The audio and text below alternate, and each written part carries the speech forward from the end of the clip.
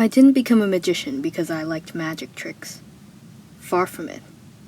In fact, at the very beginning, I had no clue what careful planning each act required.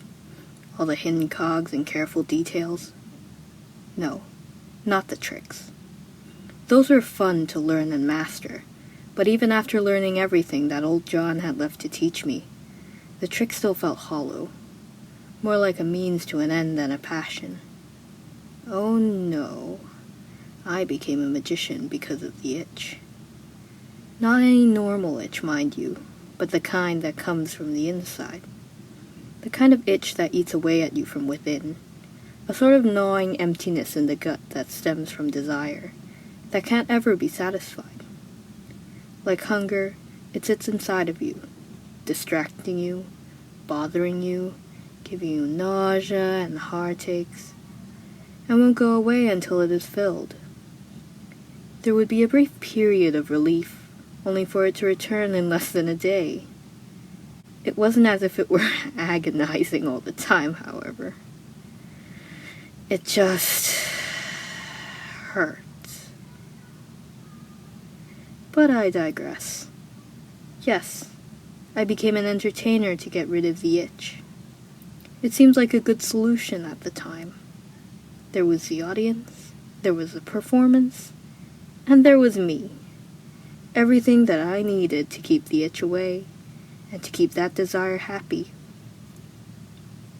And for a few years, it did make me happy. My master was skilled and taught me all he knew. The audience was mostly focused on my master, but were willing to spare the assistant a few encouraging praises. The itch was but a mere speck at the back of my mind, and sometimes I was even able to forget about it. Everything seemed perfect. My days were spent wandering in a blissful dream of magic and trickery. I was content to spend long nights fumbling over techniques my hands and eyes couldn't keep up with, so that I could show him the fruits of my labor the next day and see the satisfied glint in his usually cold eyes. To walk up on stage and perform my little sideshow, and hear the crowd clap for me and commend me for my talent. You'll light up the stage one day, Servais. That's what the old man used to say. On some days, I almost believed it too. But unfortunately, motivation stemming from desire can only grow and give way to greed.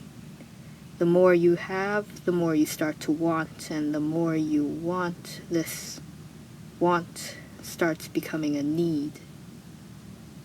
For the itch came back 3 years after the day I first stepped onto the stage, more frequent and more distracting than before. No one wants to spend their life as a prop in a show. Everyone wants to take center stage. Everyone wants to be loved. Now, I'm not a good person, not in the slightest. I do things for myself, and even if I knew clearly that doing it were wrong, I'd still do it, if it meant that I could have the only thing I really wanted. And so I did a terrible thing, and the man that was like a father to me was gone. But the world leaves no space for regrets, and couldn't care less if you just fell over from all the guilt and bled out on the spot. What's done is done, and no amount of pleading will remove that stain on others' impression. If you're not liked, if you're not trustworthy, if you're not useful, then to the rest of them, you're no different than an old toy, good to play with from time to time, but easily replaceable, lost, and forgotten. I suppose that's the least of what I deserve in a way, for being selfish in my decisions. Perhaps there had been another way, an ending that could have left everyone happy. But this was the route I chose, and so I ought to follow it to the very end. Fortunately, when one door closes, another opens the way. The persistent itch of wanting had dulled to an ache through the years. Background noise that I've gradually gotten used to, and learn to hold back. After all I've done, and after all that I've put them through, I can't hope to satisfy that old desire again. After all, there's no rest for the wicked.